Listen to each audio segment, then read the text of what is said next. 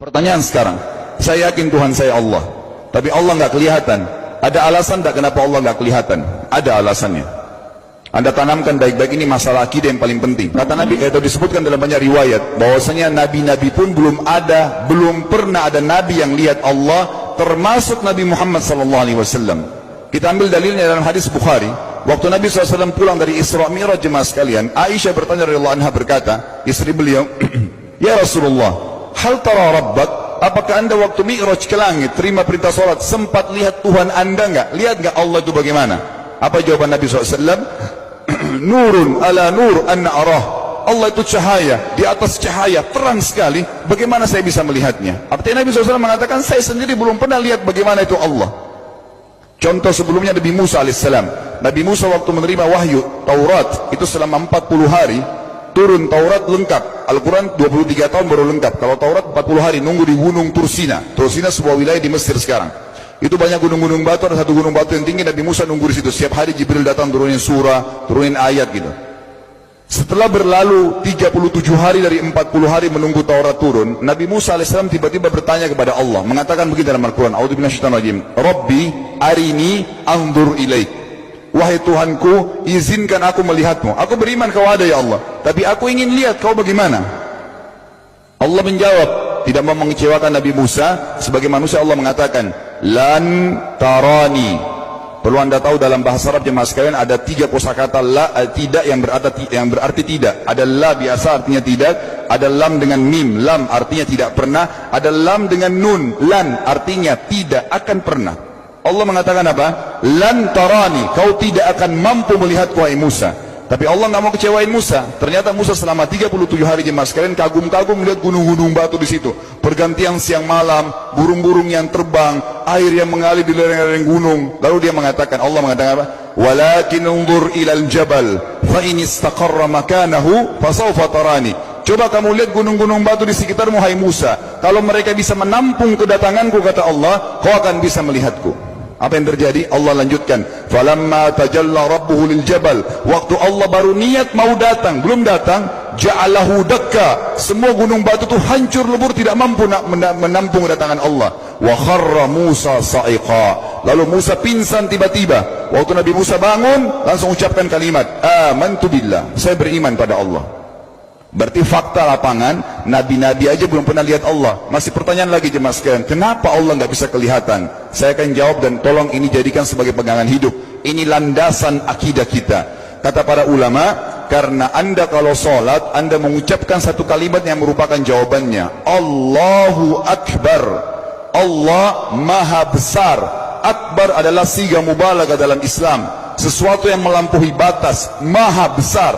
Kita terangkan. Kata Nabi SAW, perumpamaan bumi yang kalian tinggali ini dibanding dengan langit pertama di atas kepala kalian, ada 7 lapis langit. Allah mengatakan, sab'an shidada, 7 lapis langit yang kokoh. Alladzi khalaqa sab'a samawatin tibaqa, yang menciptakan langit tibaqa bersusun, 1, 2, 3, 4, 5, 6, 7.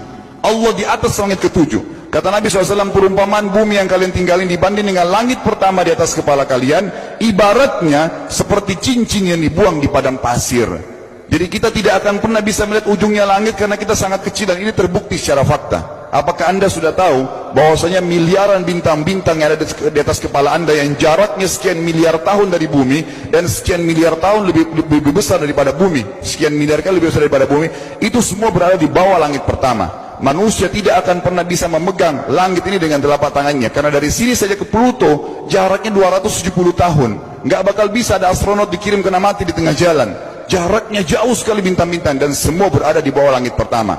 Kata Nabi SAW, di atasnya ada langit kedua besarnya, digabung antara bumi sama langit pertama seperti cincin dibuang di padang pasir. Langit ketiga, 2, 1 dan bumi digabung tiga-tiganya, di langit ketiga seperti cincin dibuang di padang pasir, sampai langit ke-7, 5, 6, 4, 3, 2, 1 dan bumi 7 digabung, dibanding langit ke-7 seperti cincin dibuang di padang pasir.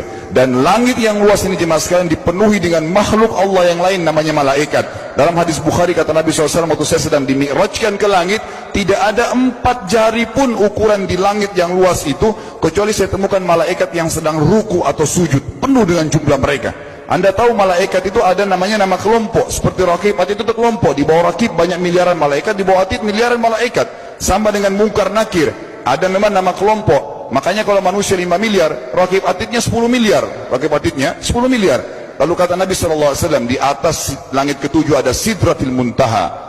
Besarnya digabung antara 7 lapis langit dan bumi, 8 hanya seperti cincin di bawah di padang pasir. Di atas Sidratil Muntaha ada sebuah lautan yang Allah ciptakan. Lautan itu besarnya digabung antara Sidratil Muntaha, 7 lapis langit dan bumi, 9-9-nya seperti cincin dibuang di padang pasir.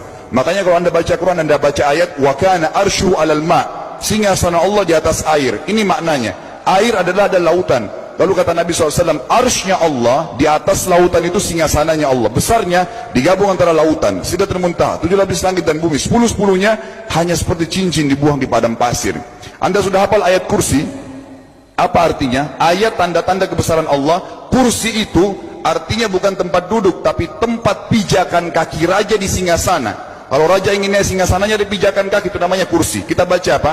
Wasi'a kursiyuhu as-samawati wal ard. Pijakan kakinya Allah saja sudah menutupi seluruh langit dan bumi ini.